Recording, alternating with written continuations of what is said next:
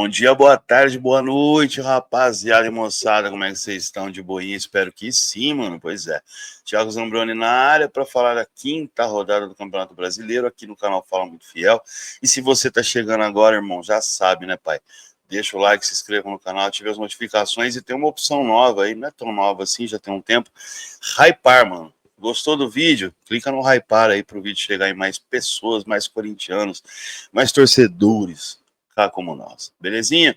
Lá no fundo, Diogão, ó, mandando ver no 360, é ao vivo, mano. Eu tô gravando a parada agora, o Diogo tá fazendo a live agora, mano.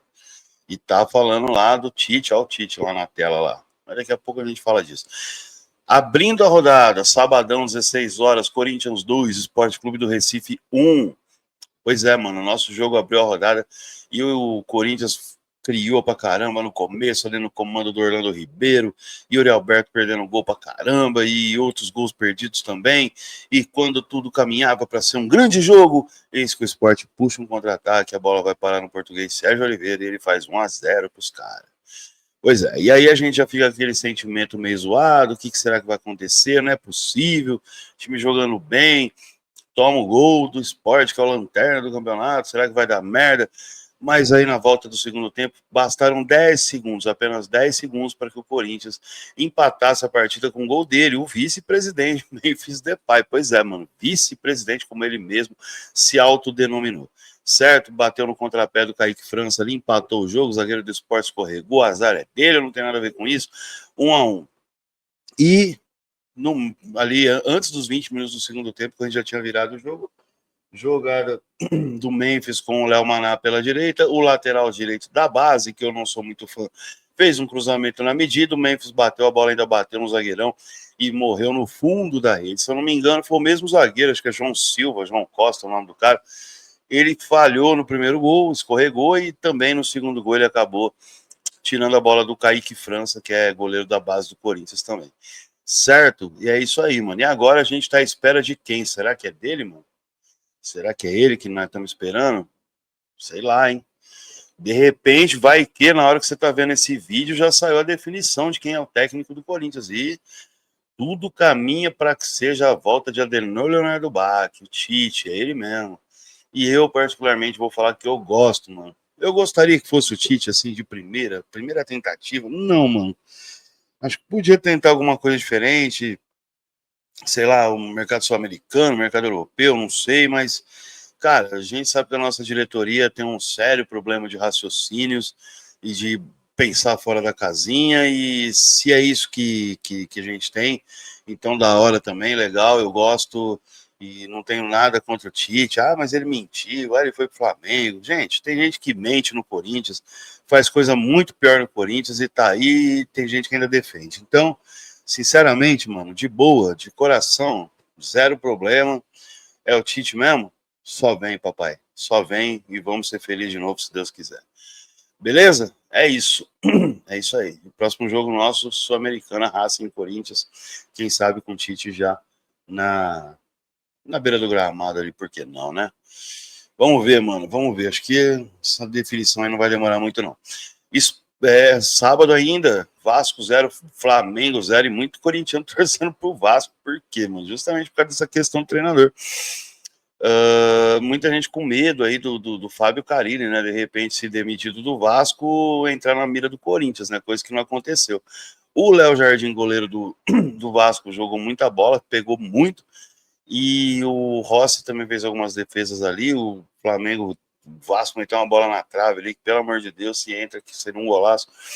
Mas não entrou e o jogo acabou ficando 0-0 mesmo. E quem agradeceu foi o nosso rival, mas isso é papo pra já já. Ainda no sábado, outro clássico, né? Grêmio 1, Internacional 1. O Grêmio abriu o placar com um gol ali que foi pro VAR, não sei o quê, uma jogada meio confusa, os caras pediram impedimento, os caras do Internacional, é claro, mas o gol foi validado e o gol foi marcado pelo uruguaio Christian Oliveira. Ele mesmo, Christian Oliveira bateu, a bola ainda bateu no goleiro do Inter, foi morrer no fundo da rede, 1-0 para o Grêmio, mas o Inter empatou no segundo tempo com um gol de pênalti do Alan Patrick, ele mesmo, que é um dos artilheiros do campeonato. O Alan Patrick acabou empatando essa partida, o jogo acabou em 1-1, Jogo que no final teve uma polêmica danada, porque teve um pênalti claríssimo, mas essa é a minha opinião, a favor do Grêmio, que não foi assinalada. O árbitro chegou aí no VAR para olhar a jogada, mas ele não deu pênalti pro Grêmio, o jogo acabou 1-1 e os gremistas saíram na bronca com a arbitragem.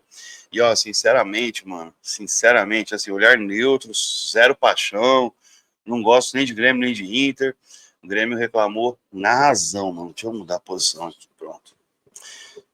Para mim, o Grêmio reclamou com razão, certo? E eu aqui com meu boné da Fel Texas, presente do meu grande parça, Ju Texano, que está sempre acompanhando a gente aí.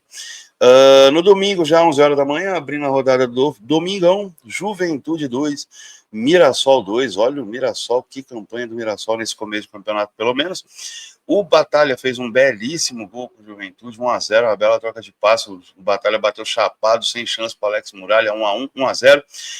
Yuri Castilho, atacante do Mirassol, aproveitou um passe do Edson Oliveira, Edson Carioca, aliás, Edson Carioca, que é ex-jogador do Juventude, foi bem no ano passado lá, tá no Mirassol, rolou a bola pro Yuri Castilho empatar o jogo. Ainda no primeiro tempo, o Enio fez 2-1 pro Juventude, mas o Reinaldo, ele mesmo, de pênalti, na segunda etapa, empatou e o jogo acabou 2-2 entre Juventude e Mirassol. Juventude que tinha tomado aquele 6-0 do Flamengo no meio da semana, não se recuperou, não venceu em casa, e o Mirassol, que tinha goleado o Grêmio, consegue um bom empate fora de casa. Às 16 horas, São Paulo 2, Santos 1. E muita gente também estava de olho nesse jogo, por quê? Porque se o São Paulo perde e o Zubeldia vai para o espaço, o Dorival Júnior, que um dia esteve no radar do Corinthians, parece que não está mais, poderia assumir, então, o time do São Paulo. Mas o São Paulo do Zubeldia começou arrasador, abriu logo 2-0 com gols do Ferreirinha e do André Silva, e o Santos ainda conseguiu um gol no primeiro tempo, ainda um gol de pênalti do Tiquinho Soares, mas ficou nisso mesmo. E o destaque desse jogo vai para a defesaça do Rafael, goleiro de São Paulo, no final do jogo. Uma defesa espetacular, numa jogada, numa finalização do Tassiano, que garantiu o resultado. E o São Paulo, então, conquista a primeira vitória, apenas a primeira vitória dele no Campeonato Brasileiro. São Paulo tinha 4 jogos e 4 empates, né? Estava invicto, mas sem ganhar e nem perder.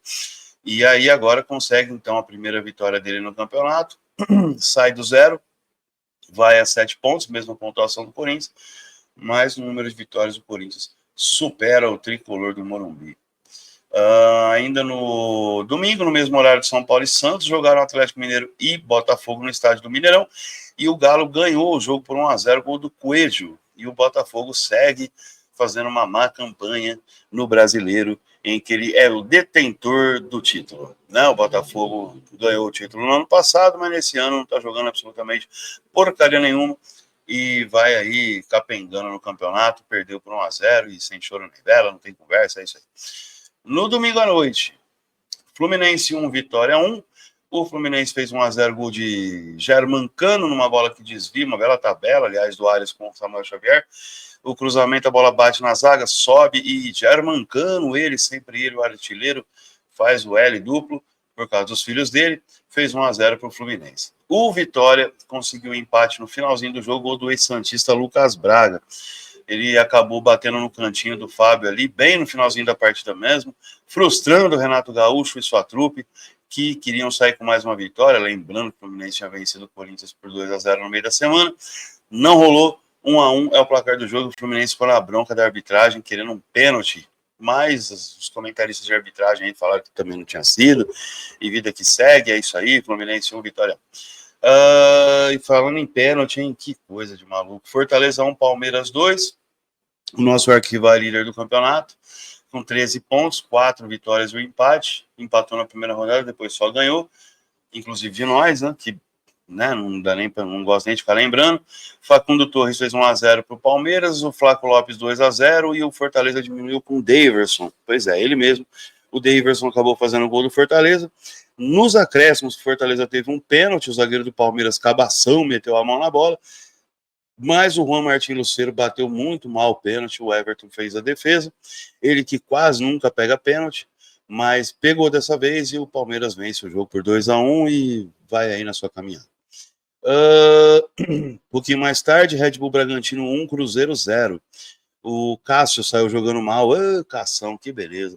Foi chutar para frente, deu um chute que não passou da linha do meio do campo. O Bragantino recuperou a bola, o Sacha passou, o John fez o gol. Red Bull Bragantino 1, Cruzeiro 0. No segundo tempo teve um pênalti, o Cruzeiro poderia ter tido um pênalti. No segundo tempo não, no primeiro tempo. O Cruzeiro poderia ter tido um pênalti do Juninho Capixaba no Matheus Pereira. Porém, antes desse lance acontecer, da falta acontecer, o Lucas Silva, capitão, experiente, jogador do Cruzeiro, naquela de tentar, quando o jogador aqui no futebol brasileiro cai, ele tenta pegar a bola com a mão meio que se marcando a própria falta, né? Ele acabou fazendo isso e essa jogada antecedeu a falta que o Matheus Pereira tinha sofrido, e aí o árbitro foi pro VAR e não marcou o pênalti, porque o cabaço do Lucas Silva, experiente, meteu-lhe a mão na bola e anulou a jogada. Certo? É isso. No segundo tempo, o Cruzeiro mandou a campo aí as suas estrelas, né? Dudu, Gabigol, mas não virou absolutamente nada. E o Bragantino segue feliz. Terceira vitória consecutiva do Red Bull Bragantino, certo? Empurrando o Santos, então, para a zona do rebaixamento. Que coisa, hein, Santos? Que coisa. O Santos que ainda não tem técnico. Tentou Tite, tentou Dorival, tentou São Paulo e ninguém quer assumir o Santos. Mas falavam que, para mim, que com o Neymar, todo mundo ia querer ir para o Santos, hein? Sei lá, de repente isso não se aplica a técnicos, né? Bahia 1, Ceará 0, fechou a rodada, e o gol foi bem no finalzinho da partida mesmo. O Thiago, atacante do Bahia, sofreu um pênalti do Pedro Henrique, ex-Corinthians. Na cobrança, o Everton Ribeiro acabou deslocando o goleiro Fernando Miguel, e o Bahia, então, conquista a primeira vitória do campeonato. Bahia 1, Ceará 0. Sim, o Bahia do Rogério Ceni, o Bahia City, ainda não havia vencido na competição. É isso mesmo, mano. Essa foi a quinta rodada, os resultados, os jogos, os gols e quem os marcou. Classificação, então, Palmeiras é líder, 13 pontos, Flamengo 11 segundo, Fluminense terceiro, 10. Olha o Bragantino aí no G4 também com 10, 3 vitórias consecutivas no Brasileirão, faz uma diferença danada, mano. O Ceará, que apesar da derrota para o Bahia, ainda está na quinta colocação com 7, assim como Corinthians, Cruzeiro, Vasco, Juventude, São Paulo, todos esses com 7, mas quem fecha o G6 é o Coringão, que se o campeonato terminasse hoje, estaria de novo na pré-Libertadores. Que coisa, vamos torcer para que isso não aconteça, né? Que o Corinthians consiga se classificar direto para a fase de grupos da Libertadores de 2026. Com detalhe, né, mano? A gente sabe que vai acontecer um monte de coisa no campeonato ainda e tal, não sei o quê, então abre aqui G7, G8, G9, G200, de repente numa sexta colocação o Corinthians até entraria direto. Vamos seguir na tabela aqui, o Mirassol 11º, 6 pontos, o Internacional, olha o Inter, velho, o Inter que investe, todo ano o Inter investe, todo mundo mete o Inter como favorito, o Inter nunca vira nada. Mas é começo de campeonato ainda, né? Então, 12º o Inter com 6, Bahia também tem 6, 14º Fortaleza e Botafogo e Vitória com 5 pontos, assim como o Atlético Mineiro também tem 5. Botafogo, 15º, me surpreende e muito, galera. E o Atlético, com esses mesmos 5 pontos, abre a zona do rebaixamento, que tem ainda o Santos e o Grêmio com 4, o Sport Recife com 1. É o Lanterna. Cara, que zona do rebaixamento pesada nesse começo, hein? Atlético Mineiro, Santos e Grêmio, cara. Pois é, o Grêmio que acertou com o Mano Menezes. É isso aí. Se o projeto do Grêmio é escapar da Série B, talvez o Mano Menezes seja uma boa opção para eles aí. Não é verdade? Já que ultimamente o Mano tem se destacado justamente em livrar equipes do rebaixamento. Deixa eu sair da frente do Diogão aqui, ó. Os artilheiros do campeonato, rapidinho, passando aqui, ó. Arrascaeta, o Paulo não conseguiu salvar o Ceará dessa vez lá no contra o Bahia. Todos com 4 gols, o Caio Jorge, o Ferreirinho, o Reinaldo, Memphis Depay com 3, André Silva, Alan Patrick, Facundo Torres, Pedro, Igor Jesus, Piquerez, Flaco Lopes, Daniel Borges, Talhari, Barael, o cacete, tudo com 2, Savalini, aí com 1 gol, não vou ler, tá de sacanagem. Bom, continuando então a parada, vamos para a sexta rodada. Essa sexta rodada aí tem jogo importantíssimo para nós, hein, mano, se liga. Sabadão, 26/4, tem Inter e Juventude no Beira-Rio. Em Mirassol, o Mirassol recebe o Atlético Mineiro, o Ceará recebe o São Paulo no Castelão e o Sport recebe Fortaleza na Ilha do Retiro, Botafogo e Fluminense fazem o clássico no Engenhão. Tudo isso aqui no sábado, tá? Já no domingo, 16 horas, jogo da TV aberta, Flamengo e Corinthians, quem sabe com o Tite no banco contra o Flamengo, que coisa não. Allianz Parque tem Palmeiras e Bahia, no Parque do Sabiá em Uberlândia, mano, belíssima cidade, diga-se passagem do Triângulo Mineiro, Cruzeiro e Vasco, no Barradão tem Vitória e Grêmio, e finalizando a rodada no domingo, obrigado senhor, a rodada acaba no domingo e meu vídeo vai sair no domingo mesmo, tem Santos e Bragantino na Vila Belmiro, certo? É isso, mano. Brasileirão passado a limpo. Espero que mais uma vez vocês tenham gostado. Se gostou, mano, como gostam da live do Diogão aqui, que tá aqui, ó, meu parça, meu amigo, meu irmão, clica no like aí, compartilha a parada aí, comenta, faz do jeito que vocês acharem que deve. Certo, meu irmão? É isso. Galera, obrigado de coração. Eu volto na sexta rodada. Graças a Deus, no domingo eu não vou precisar esperar jogo na segunda. E a gente volta nesse mesmo canal, nesse mesmo bate. No dia nunca repete, né? Então essa frase aí esquece. Mas a gente volta aqui para falar da próxima rodada também. Beleza? É isso, rapaziada. Tamo junto, valeu, vai Corinthians. Eu volto em alguma outra live na semana aí para nós. Beleza? Valeu.